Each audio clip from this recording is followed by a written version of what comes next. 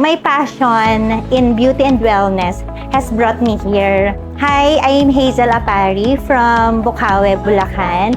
I'm a graduate of AB Psychology and an experienced human resource practitioner. Nag-business kami in the egg dealership world. Then later on, my passion in beauty and wellness has brought me here. Pinlano ko at ng spouse ko na mag-put up kami ng aesthetic business, Your Skin, Find Me. And part of the preparation is for me to know everything about aesthetic. Before ako mag-enroll kay Ma'am Vicky, inaral ko everything.